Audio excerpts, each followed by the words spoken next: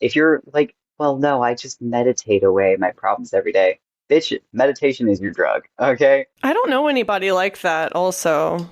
I'm kind of like that.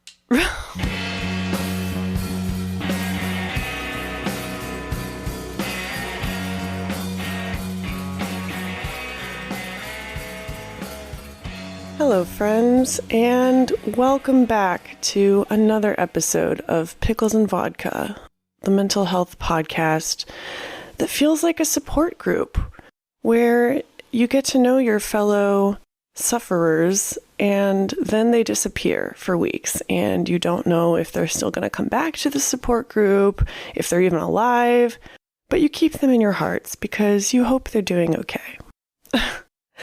I'm Christina, one of your co-hosts. The other co-host, Lauren, will unfortunately not be appearing on today's episode. She's got a lot on her plate in real life and doesn't have a lot of free time, which I totally understand because I've been in the same boat. I mean, well, I have and I haven't. We'll get to that. The good news is today I am releasing a conversation that I had with friend of the pod, Orion.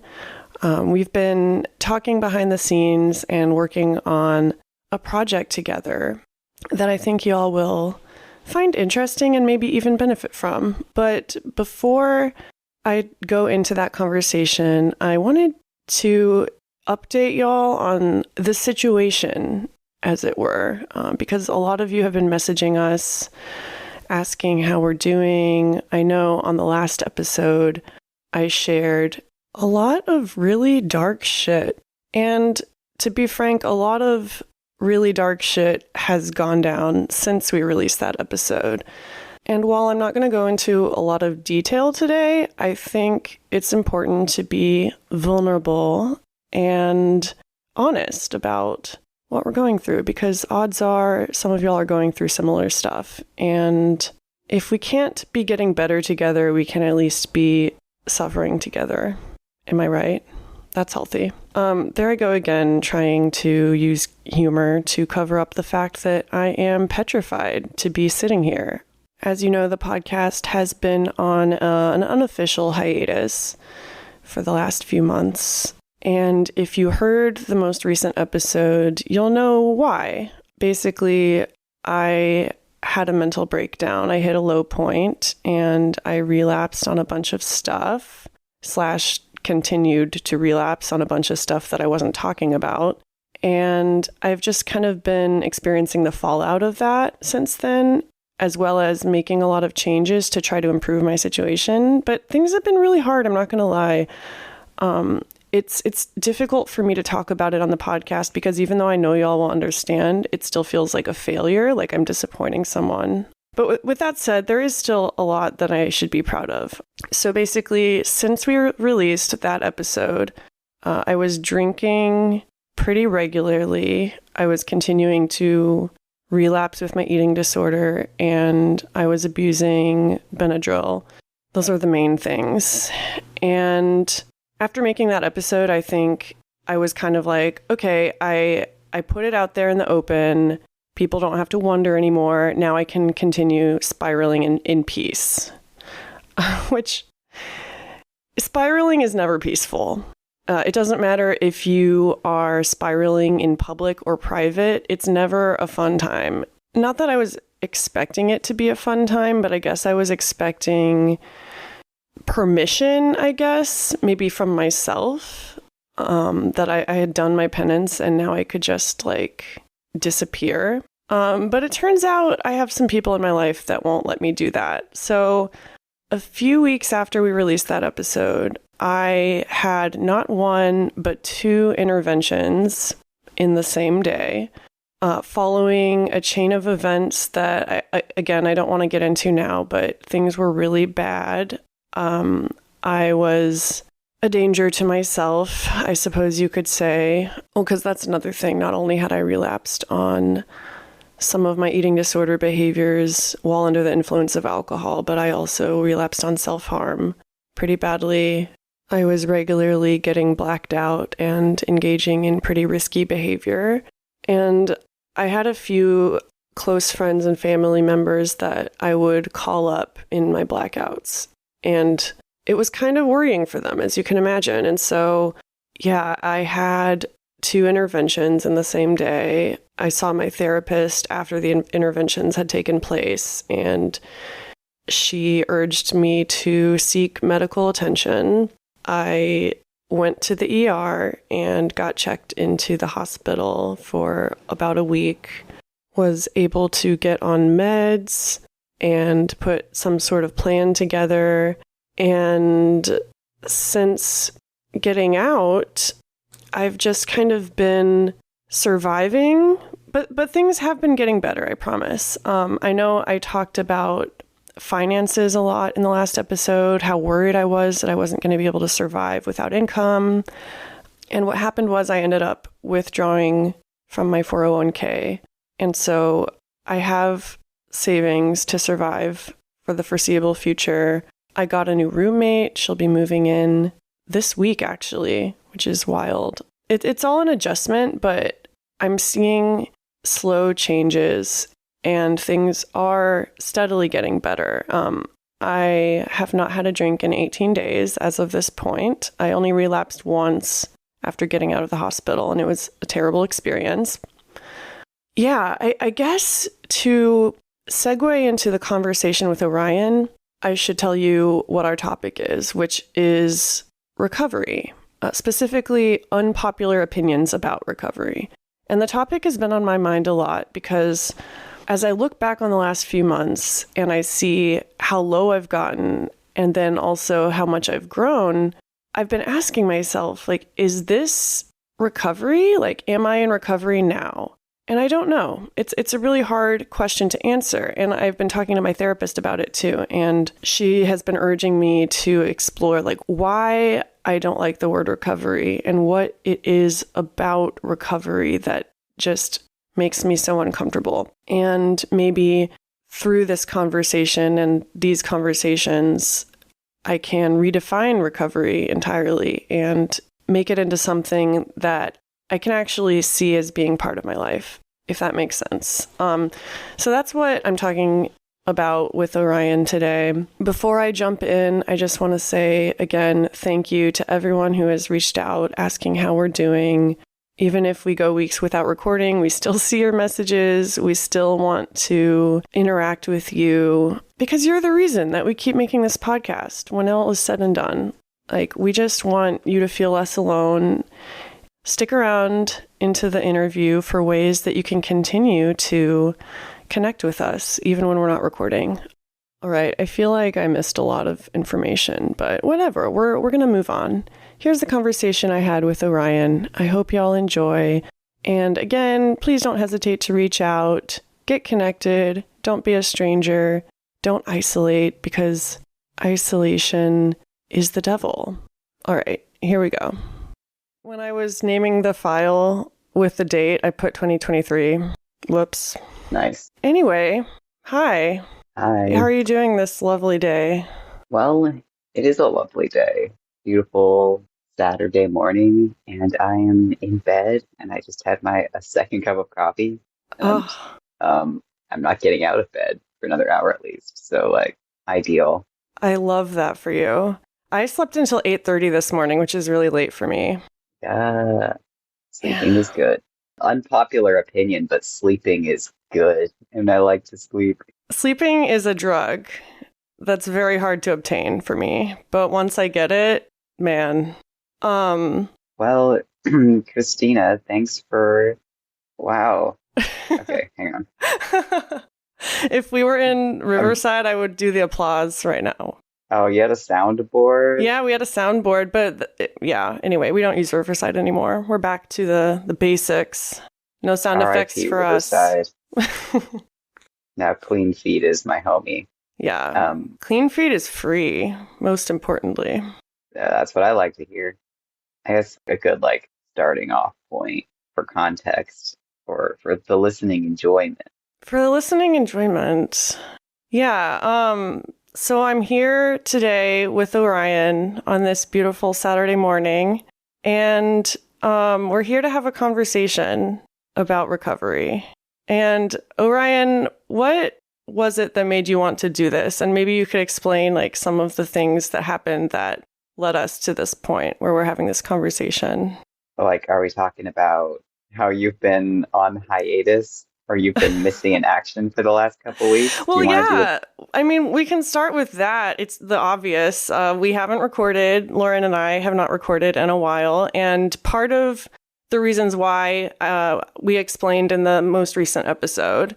And we do want to get back to recording regularly again, but we're both dealing with a lot in our personal lives. Lauren doesn't have a lot of free time right now.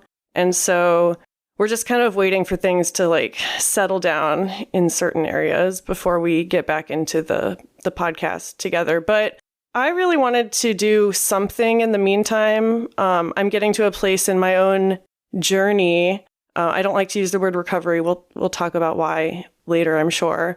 But I'm getting to a place where I do feel this pull to start being vulnerable on the internet again. And what better place than on Pickles and Vodka?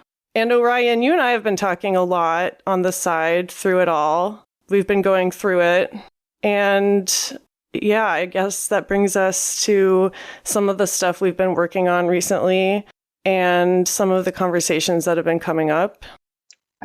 Yeah. Oh, do you want to talk about the support group now? I mean, I already posted this to the podcast Instagram, so it's no longer a surprise unless you don't follow the Instagram, in which case Orion and I have started a support group while the podcast has been on hiatus. Yeah. And it has a fun name. It has a fun acronym. It is the Pickles Anonymous Support Group, which is an acronym for People in Crisis, Keeping Life Endurable, Pickle. So if you are pickle, if you are in a pickle, come join us and talk it out. Yeah. It's been fun. It's been sometimes just been like two people talking on the phone, but that's what a support group is. Yeah. I was kind of nervous about it. I recognized that I needed something like that in my life. And you kind of brought that to my attention during one of our conversations on the phone. You're like, I wish there was a place where we could just talk about this stuff with other people, like the stuff that we talk about on the phone.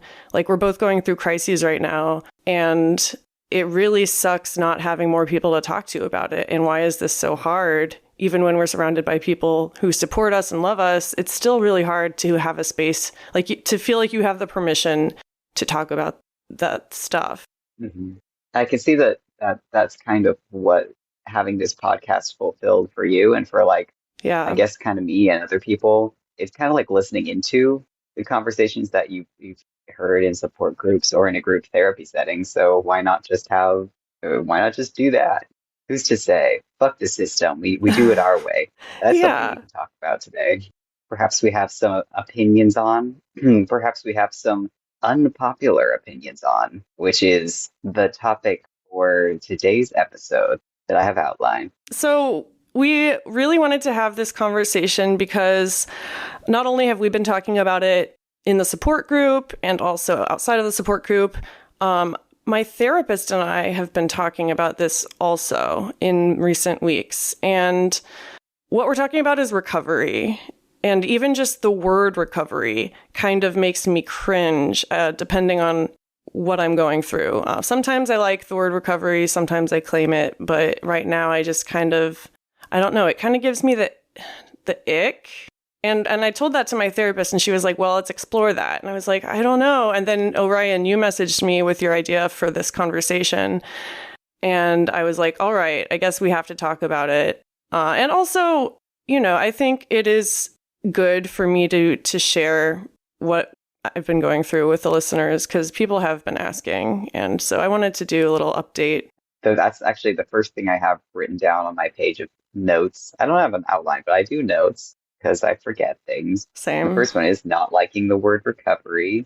So do you want to talk about why you don't like the word recovery applied to you or your life journey or your experience? Well, first of all, how has that word been weaponized against you?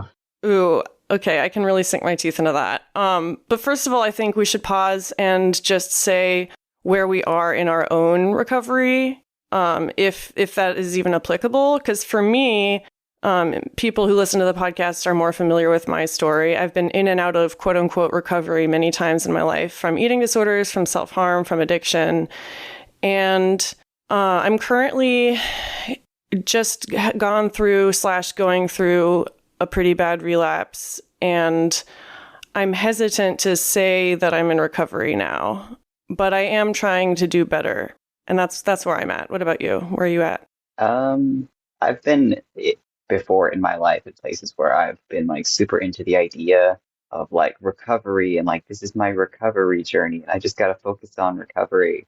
But then eventually, for me, it just kind of became part of my life in a way that I think I understand now that recovery is just like peaks and valleys. And it's not really like a mission or something to dedicate to you as so much as just like it just is what it is. Like, am I always in recovery? Am I never in recovery?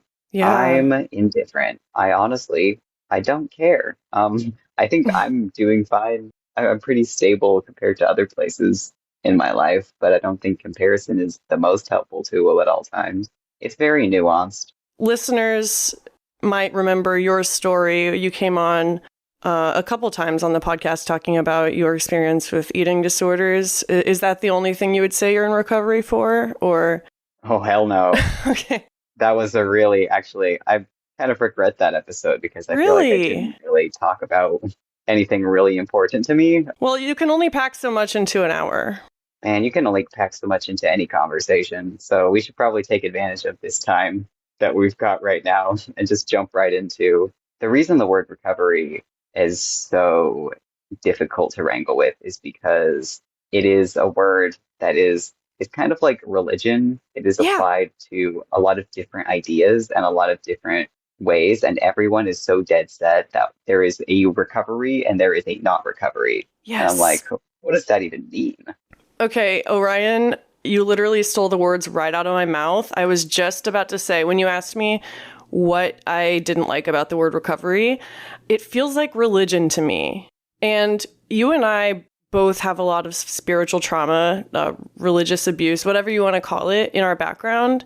And I think that gives us, like, I don't know, I think that makes us extra wary of systems like that. I'm trying, Yeah. you know what I mean? hmm The way that the eating disorder recovery specifically, it basically operates like a cult. Yeah, it's like there's a heavy focus on behaviors and fixing your behaviors right away and following the rules without necessarily tackling the core mental issues. I mean, you are ideally tackling those too, but that takes longer. And what I'm trying to say is it's easy right away to jump in to eating disorder recovery and focus on quitting the behaviors. And it's easy to slide under the radar while still harboring a lot of the eating disorder mindsets, but looking like you're in recovery because you've dealt with the behaviors. And I think in the same way, Yeah. it's easy in the church to kind of like, how many Christians do you know, for instance, that, they do all the right things. They go to church every Sunday and they tithe and all this stuff. They wear the right clothes, but they're just like the meanest, most toxic people. What I think is a cult, if you don't understand how like eating disorder recovery or how maybe Alcoholics Anonymous and similar sobriety groups like that can be controlling and manipulative like that, you just think about the way that it is like prescribed you specific ways to live. Like, well, if you just eat like this variety of foods in this amount, you don't exercise to this degree, you have to do all these like specific therapies. And like you are labeled like, oh, you are bulimic, you are anorexic, you Yeah. have this and that behavior. These are like sins that you have to purge. Like, oh, this is your sin. This is your sin. And here's the way to fix it and be a good person. And like there is a way to become perfect if you simply do these things. And the Yeah. way that recovery works is not like that. It's not a one-to-one equation. People are not like mathematical equations that you can put therapy in and get recovery out, basically. Recovery is not linear. It is just a journey that is going to pretty much probably be with you the rest of your life. And things may drop out of your recovery, like maybe you don't need to actively like recover from an eating disorder anymore, but you do in the realm of, other problems. You may need to recover from alcohol more, or Yeah. you may not need to recover from alcohol more. Maybe you actually start drinking again at some point in your life, and that's part of your recovery. The real thing is that no one else really can define for anyone else what their recovery is going to look like. You can help, but you cannot tell people if they are doing recovery or they are not doing recovery. That's up to us individually, and the way that we have a whole system that is trying to, tell us what recovery is. Like, that's the problem. Like, Yeah. recovery that I define is one thing. Recovery is defined by other people as a prescription for my life has not been so helpful. And that's the thing. I was telling my therapist that I was really grappling with which parts of myself to bring with me into recovery and which parts to leave behind. And she was like, well, who said that you need to leave any parts of yourself behind? And that made me think too, because at my core, I consider myself a complex person who has both like capacity for good and for bad, and like anyone. But I think I still hold on to that idea that humans are wicked, myself included, and inherently broken, and we need to be fixed. And even though I'm no longer a Christian, it's been 10 years since I deconstructed, I still carry a lot of that ideology in my brain, and like it really colors my experience. Even the word recovery implies that you are recovering something that has been lost or broken. You know what I'm saying? Like you've gone down the wrong path. You've gone down the wrong path. You could have fit into what we want you to be, but you have failed, and now you have to recover to get back to that place. Yeah, it feels like being in debt. Or sick. Like, you've become sick, but we can be normal again. Yeah. And I go back and forth between that as well, because obviously eating disorders are a sickness. Addiction is a sickness. I'm not arguing against that. Like, I think it is possible in many cases to have to go through a physical recovery. But that is different, I think, than recovery as a lifestyle, as a worldview, I guess. Mm-hmm. There is kind of like different sort of circles of recovery. Like, I think like in the eating disorder treatment world, like there's the very acute physical recovery that is kind of like the most, what sort of medical system has most unlock is the recovery where they just make you, eat a bunch of food, and then they're like, well, you're not on death's door anymore physically, so now we're going to turn you over and make you do like these specific therapies, or maybe if you can get therapy that actually feels better to you, you can find that. But either way, another problem I have with recovery is, well, I asked a friend, like, what is your unpopular mental health opinion? And the first thing they said was, it sucks that relapse is so stigmatized, especially in substance use, especially in substance use disorder. Relapse is just, it's a sin. Like, it is a failure of your character, essentially. When relapse is normal. Like, you're going to relapse with pretty much any coping mechanism you have, because that is a behavior you've done to protect yourself and to survive a difficult situation. So the only way to not relapse is to never have difficulty in your life. Yeah. And that is not within our control. No. Like, we learn from each relapse, and maybe we end up worse off than we were before sometimes. But that is part of recovery as like the process of just like living a natural life. Is that we are always learning and growing from things, and sometimes backtracking and sometimes stepping forward. But nobody else can define like whether or not we're in recovery by that. Like, only we can. Yeah. And trauma is going to keep coming, whether you're in recovery or not. I heard a quote that I shared with you on the phone the other day, but I want to share again on this episode because it was so validating to me. I was listening to Tori Williams' podcast, White Homework, and she was talking about addiction and how people with addiction are seen as, less than and stigmatized and persecuted in society. And the quote was, trauma predisposes us to not want to feel trauma.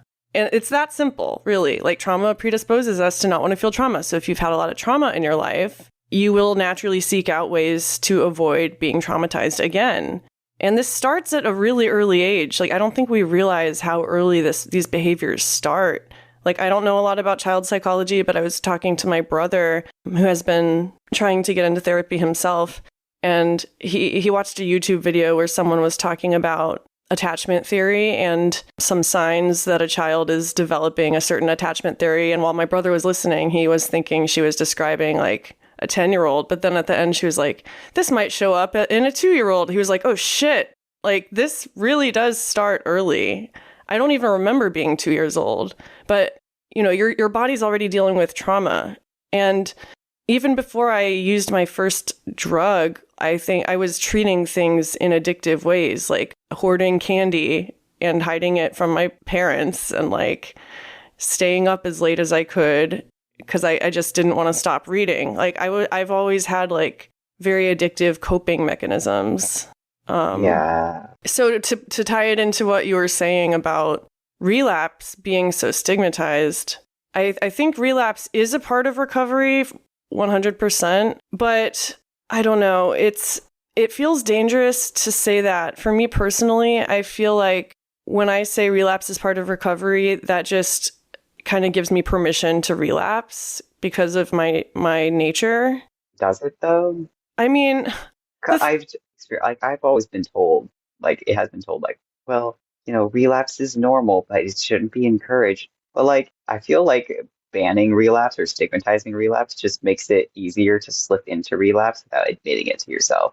Like if you just full out be like, fuck, I'm relapsing, then you can kind of work from there instead of having to be in denial and shame about it because nobody's told you that it's normal. I think that it's kind of a self-perpetuating cycle. That's my unpopular opinion. That relapse is a self-perpetuating cycle. That stigmatizing relapse, that shutting, like being secretive about your relapse, does that ever make it go away? Like if I just don't tell anybody and I don't admit it to myself and I just keep trying to do my best and like beating myself up about relapsing without admitting it, like has that ever really helped you not relapse? No. Sometimes it's better to just relapse and be like, you guys, I'm relapsing. Yeah, I mean, that's kind of what happened with me. I had been relapsing months before releasing that episode where I talked about it on the podcast, and I just didn't tell anyone. I was ashamed about it, and I was kind of hoping it would go away on its own. But it didn't. And eventually I was kind of forced to talk about it because if I don't talk about it eventually, then I'll die. Like, that's just, I have to talk about it. And that doesn't make it any easier. But you're right. Like, once I started talking about it and stopped keeping it a secret, I got help. I was even in the hospital for a little while. And then when I got out, I felt like things were going to get better. And you know, recently it's just started becoming a struggle again. And I feel once again ashamed to talk about it because it's like, okay, I did all the right things. I put in the work and I'm still struggling. This is really old and people are going to get tired of it, or they're going to tell me that, like, I don't know, I'm not in recovery. And also, I don't know. Our fear of disappointing people is so immense. Yeah, I don't want to disappoint people. And there's also a part of me that misses being in a crisis, you know, like, because that state feels way more familiar to me than a state of recovery. Because recovery, as we've established, is hard for us to define. It's hard for us to imagine, at least in my case. And so, you know, stepping into that, like committing to that, feels like stepping out into a field with no clothes on. And there's like a winter wind blowing. And there's so much opportunity to failure in the world of, I mean, in the lifestyle of like pursuing a better life for yourself, which is, I guess, how I define recovery is just, I'm just trying to live however I can live. But like, if your life is only committed to recovery and like you never do anything in your life that may jeopardize your recovery, Yeah. right? You make your life smaller. You don't go to certain things. You don't talk to certain people. I mean, obviously there are boundaries that we draw. But if you're making your life small in order to just focus on recovery your whole life, I don't feel like that is recovery because you are not living your best life. You are living like a shell of a half life because you're so afraid of relapse. You're so afraid of being challenged or being triggered in any way. And that's not going to make you strong. That's not going to make you a real whole person outside of whatever you're struggling with. That is you like trying to separate yourself from the struggle and say, like, this is not me, this is not me, instead of embracing the fact that maybe it is. Maybe this is going to be with you, and you have to learn to make peace with that and live with that because it's you at the end of the day. It's just you. Yeah. And that's something another friend gave me some very interesting ideas about that point. But we can talk about that later on if you have more to say on. I mean, I was just going to say, I also asked a few friends for their unpopular opinions on recovery based on personal experiences. And one of my friends said that they were talking about when people make recovery their entire identity and just kind of switch over from that. Like, they're just as obsessed with the idea of recovery as they are with their eating disorder, and they make it their whole identity. They've Yeah. just Oh my God. switched their obsessiveness to obsessing over recovery. And my friend says in true recovery, ED thoughts and thinking about food all the time should be kind of invisible, in their opinion.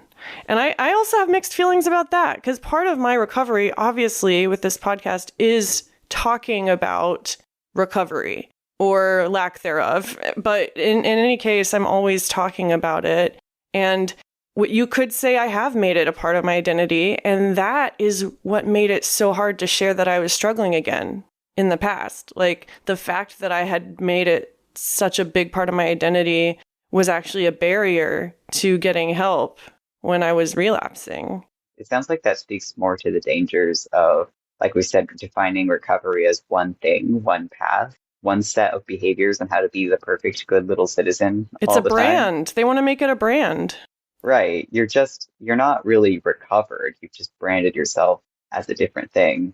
So, like, any of the real process of recovery is not allowed in your life. There's a difference, I think. Like, I think you can probably talk about mental health and recovery and addiction, like human struggles, your whole life, as Yeah. long as you have other things going on in your life. As long as it's not the only thing in your life and you do not restrict yourself to only one way of doing it. Like, your opinions and your thoughts and the way you deal with things is going to evolve throughout your life if you allow it to. And I think that's good. And I think people are afraid of changing because that's uncertain.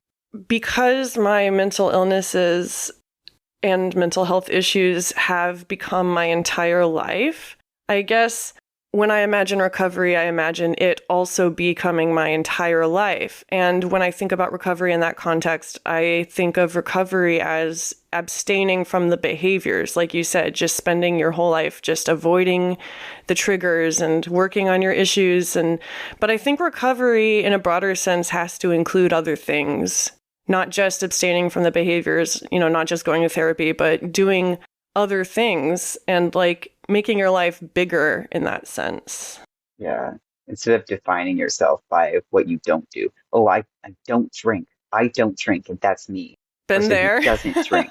It's like, okay, but what do you do? What do you want to do? Who are you? Do you know what you want? Do you know what feels good? Do you know what feels bad? No, you don't, because you're an alcoholic and you just have been spending your time trying to numb yourself out from wanting or feeling or thinking anything. Like, recovery is kind of the realization that you're dealing with something that's kind of turned you into a shell. And instead of filling that back up with just becoming a recovery robot, you kind of have to go out and make mistakes and be a real person. And you have to face a lot of scary things, which I think the kind of infantilization of people with mental illnesses and addictions, I don't think that's always usually helpful. I think in very rare cases should we be sheltered from the rest of the world. Sorry, you said who should be sheltered from the rest of the world? Um, the mentally ill. Oh, The mentally ill and the addicts. They're like, oh, look at them. They can't handle triggering content. We need to censor everything for these people. We need to give them little pills and little therapy talks and then make them go back to work because, and then it's also like, oh, everyone has a mental illness. So yeah. but it's like not the ones that people are uncomfortable with. We're okay talking about mental illness when it's like, well, you got depressed, but like not depression. Like, no, that's scary, and weird. Uh, Yeah. but I feel like that's not an unpopular opinion. I feel like a lot of people are kind of very upset about the way that mental health is popularly portrayed in the world, especially, oh, fuck mental health awareness, honestly. Fuck Yeah. eating disorder awareness. Fuck awareness as it says nothing, does nothing. Apolitical, Mm. in my opinion. Well, yeah, I mean, what that's the thing. What are you trying to accomplish by bringing awareness to this thing? I mean, there you can bring awareness in the right way if you're guiding people towards an action, or I don't know, education is also important if you're educating people. As someone who is not educated well, not that you would know what that's like. I appreciate a good education moment. But how many times are those awareness posts, especially by brands and companies? Uh, yeah, their awareness is not educational. It is nothing. It is simply an advertisement for themselves. And I am not a billboard. My mental illness is not your fucking cash cow, Chase Bank. Shut the fuck up. Well, and I also see a lot of that in the podcasting world and even with the advent of online talk therapy. I mean, I say that like it's a new thing. It's been around. It's been around, but like Mm. it's becoming capitalized. And as someone who has a mental health podcast, I don't make money from it, but I do sometimes feel like I am feeding into that, or I am only making it more difficult to strip myself of that identity because, I've been doing this for over 5 years at this point. It is part of my identity for good or bad. And I have to face the way that that interacts with my recovery, whatever that means. Yeah, are you becoming a brand? Yeah. You feeling the brandification? And that's why I do take breaks from the podcast every now and then because, if it doesn't feel right anymore, I don't do it. I think the big thing to pay attention to is like packaging recovery as a consumer product to sell to people, or even like using softer words for it, like self-care Oh, or, yeah. your mental health care, mental health care to people just being like, maybe we can get this doctor online to prescribe you pills after you talked about your depression for a couple minutes. Is that really adequate care? No.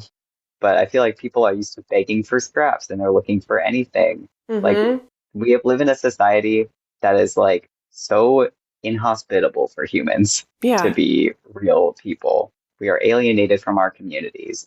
We are isolated from like our own bodies and our own thoughts and our own selves. We're constantly inundated by just tons of filth from our environment and from our like information network.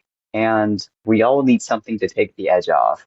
And so I guess capitalism has figured it out that it can sell us recovery in these little like whatever package they can put it in. And on these little programs, these pills, these books, apps. And it's like none of these things are adequate, but they'll never give us adequate solutions because they can't. But they can tell us they can because they can make money off of it in the meantime without actually making any systemic changes. But Yeah. For some people, that's all that they have. And I can't, condemn it entirely because it has helped some people. But also, you're right, it's kind of like a Band-Aid solution, and it's all up to the consumer to do all the work and to pay all the money. And it feels like, I don't know, it's just not sustainable. no, I do not give these companies any credit. I don't think they're trying to help anybody. If anybody's trying to sell you some mental health, I don't think they're really trying to help you. They're not doing their part. They're making you worse. And yeah, they just prey on people's needs. But I think what people really need is like strength and community. And that's why it's important to not turn yourself into a brand, but to just stay being a person and speaking your truth. Like, because even if it's unpalatable and you think it might offend somebody, listen, That's what we need. Community is important, and it's only through the strength of our community that we're going to get any better. Yeah. And honestly, community doesn't mean friends. Like you don't have to like the people in your community. Yeah. You don't have to be friends with them, but you have to know that someone else shares your experience, and you have to be invested in making a better world for each other. And that's it. That's really it. That's one reason we started the support group, is because we are heavily invested in community. And I don't know, that brings up the concept of online communities and like, is that a real community? And I would say yes, but it can't be the only type of community you have. No, definitely not. It should be like a supplement Yeah. to your community. I think the right online communities can be very important, the same way that the right in-person communities can be very important, or they cannot be. Like it just depends on how you're engaging with it Hmm. and what do you have a collective understanding of what you're there to do. You read How to Do Nothing by Jenny Odell, right? Yes, I did. I just finished it. Yeah, Orion and I have been talking about this book. One of the things that she talks about is that very thing, how vulnerability has kind of turned into this personal brand where everyone goes online and like bears their soul to no one in particular, but you're not engaging, you're just like dumping. And what's that image she uses? It's like going into a room and setting off a smoke bomb, but everyone else is setting off their own smoke bomb, so you can't see or hear anyone.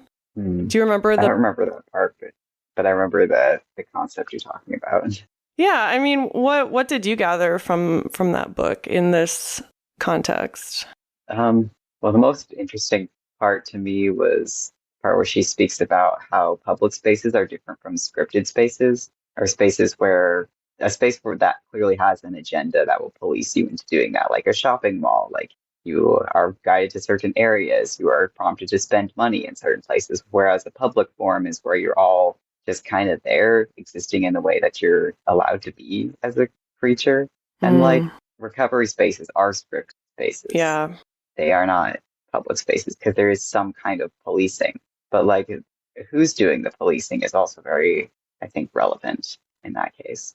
I'm not a big fan of censoring people's experiences. exactly. And I think a lot of recovery spaces, like AA, for instance, do that. And I have a few friends who love AA and credit it with their own recovery. And I don't want to squash anyone's experiences there. But for me, we're talking about our personal experiences. And again, it feels like when I am in that kind of environment, I go back to that religious environment almost, where I have to watch what I'm saying and what I'm doing, because if I stray away from, the guidelines or the rules, then I won't be accepted and I'll have to go back to square one. And I don't want that. So I follow the rules. But it's like those situations where you're being policed have the effect over time of making you police yourself.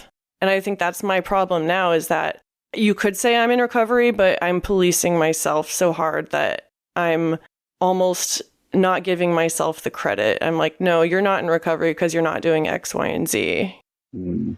And then it's like, well, what does that even mean?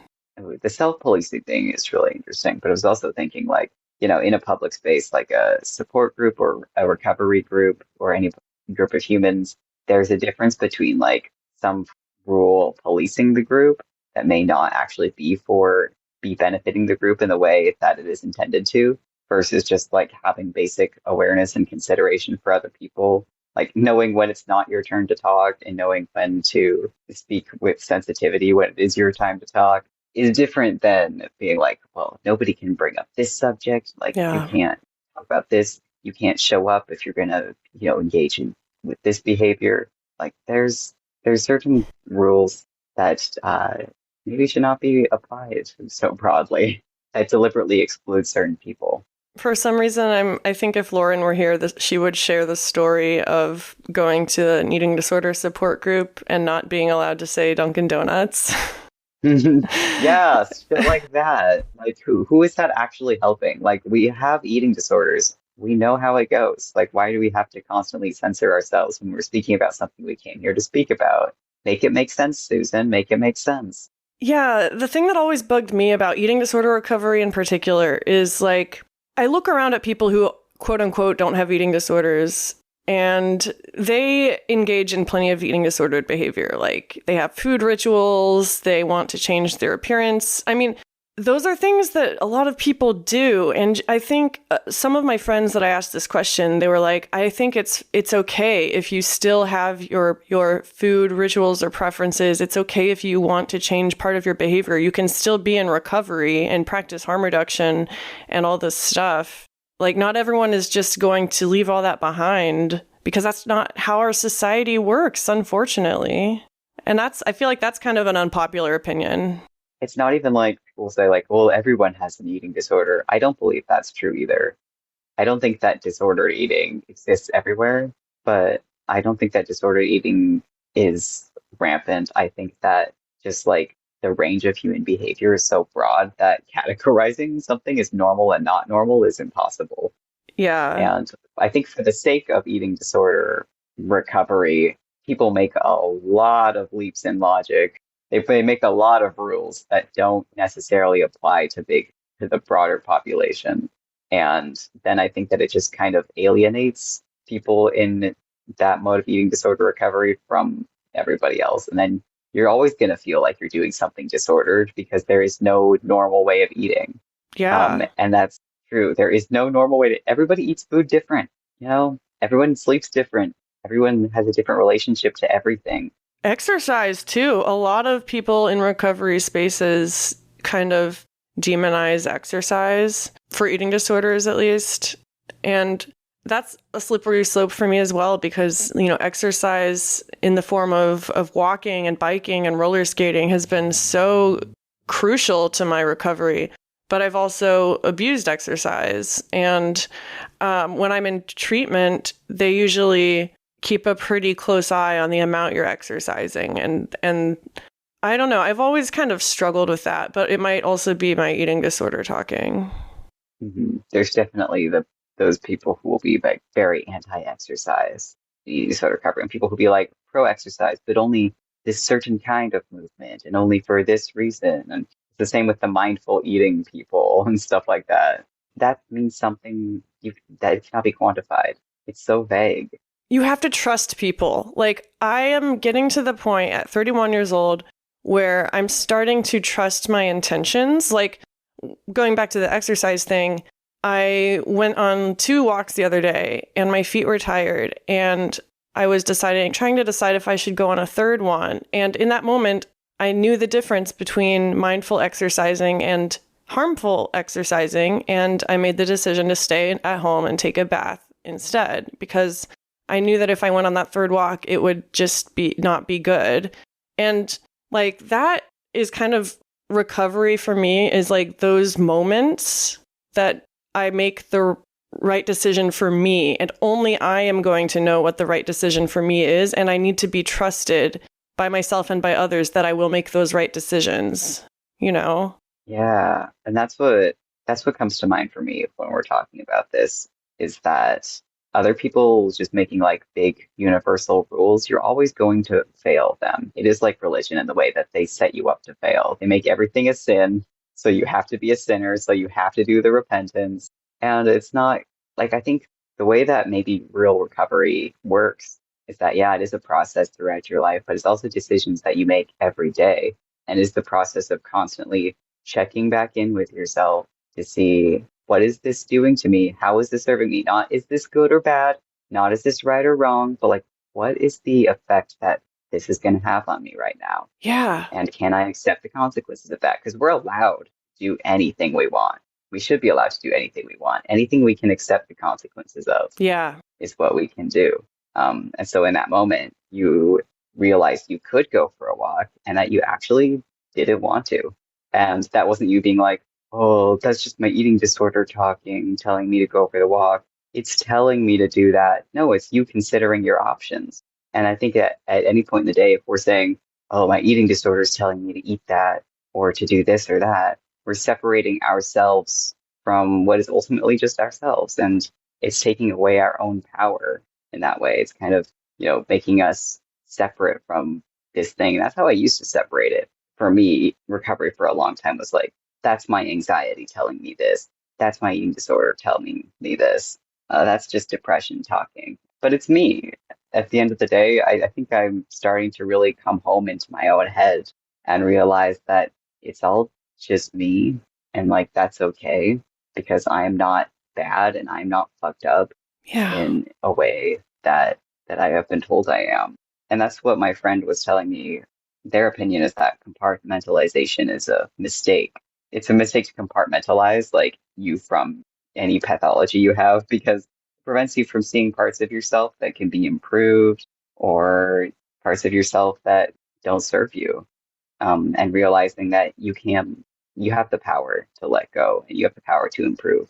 But that also that it's your choice and that you can take your time and you can wait for, I think that we're all kind of reacting to our circumstances at any time too, and just figuring out ways to do that.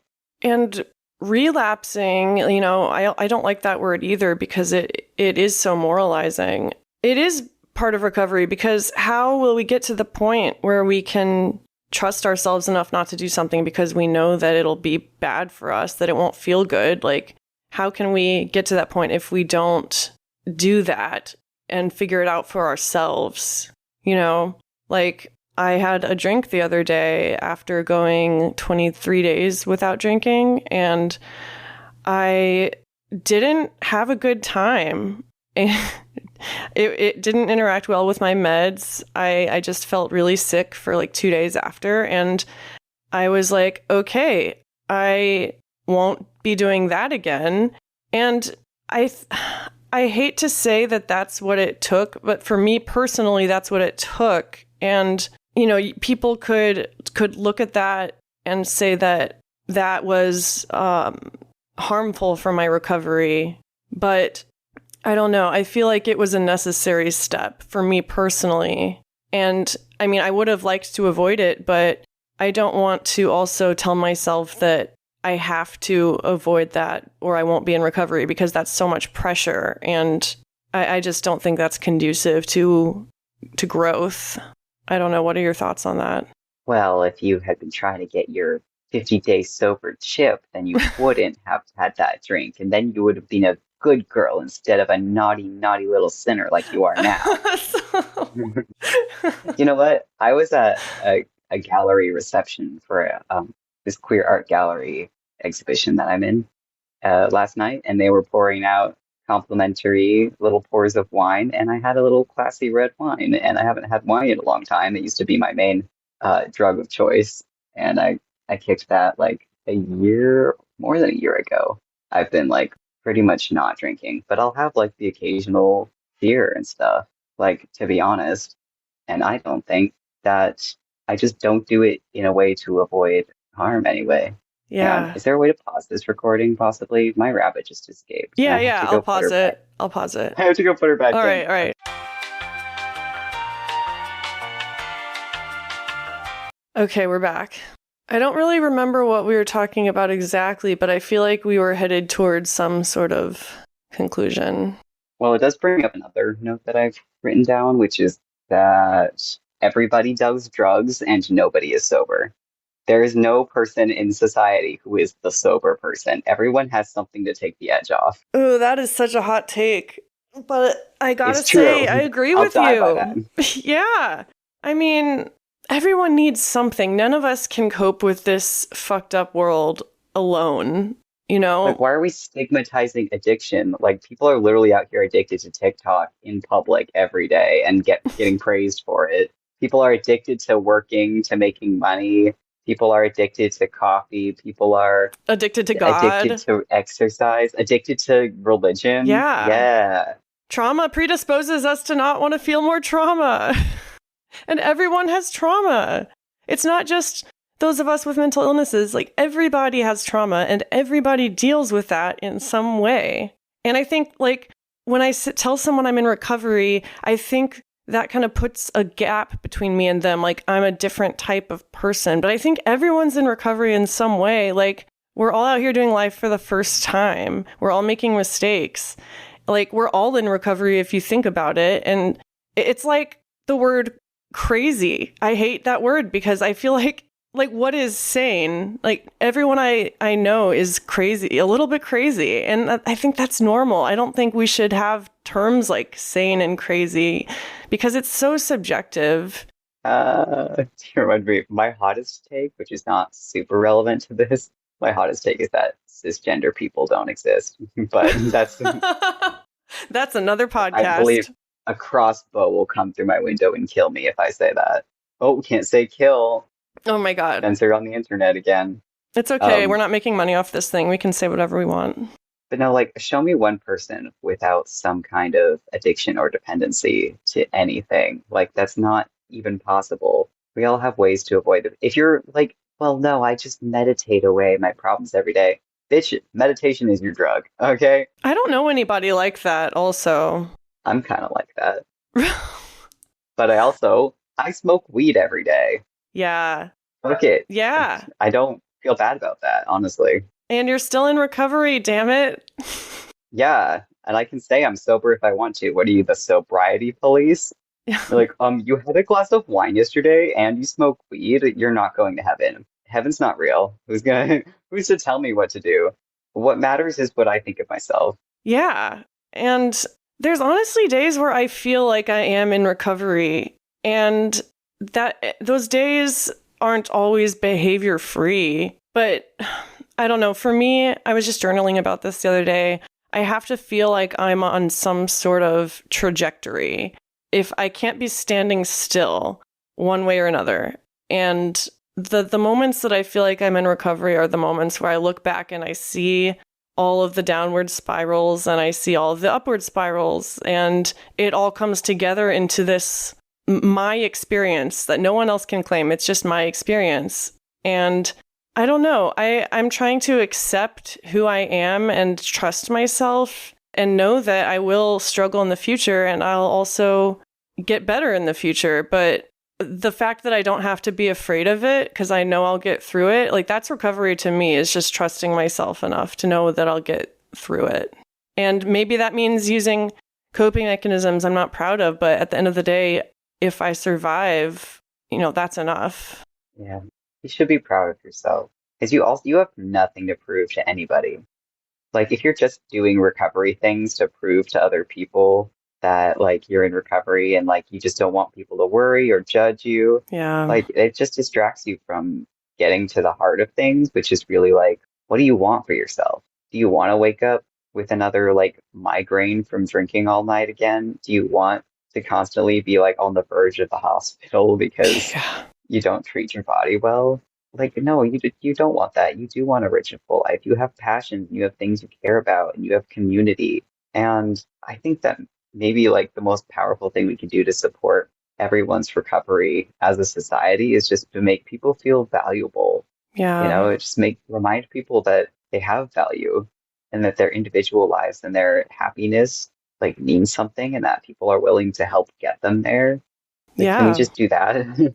What a concept. I feel like this is a great segue into plugging our support group.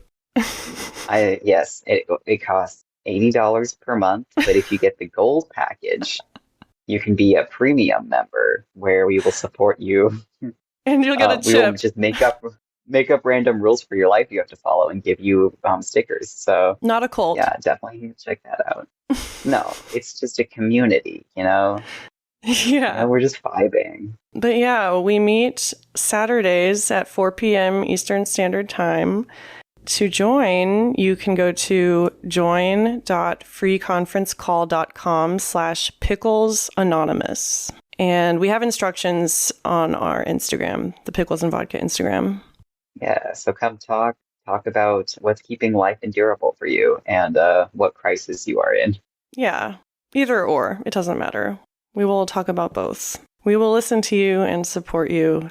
And maybe if we have some people interested, we could do like other weekly hangout type things, Oh, because the platform we're using, it works super well, I will it really say. does. I'm excited to see what else could be done with it. Shout out, free conference call. Just shout out to the one true God, freeconferencecall.com. Freeconferencecall.com, not a sponsor. No.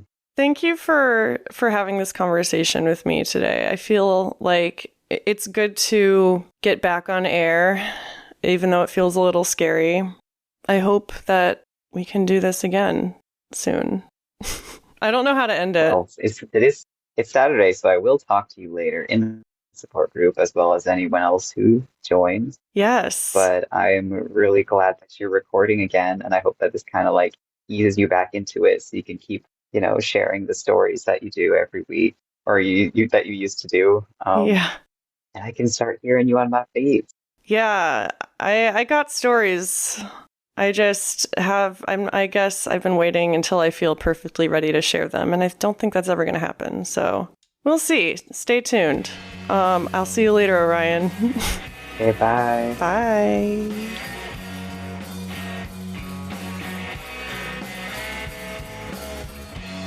Hey, it's me again. Thanks for listening to this episode of Pickles and Vodka. If you want to keep up with us on social media, our Instagram is at Pickles and Vodka Podcast. We have a Facebook group, facebook.com/Pickles and Vodka Podcast. You can also email us, picklesandvodkapodcast@gmail.com, with your thoughts on the episode, topics you want us to cover, or just to say hi. As always, stay safe, and we'll see you next time.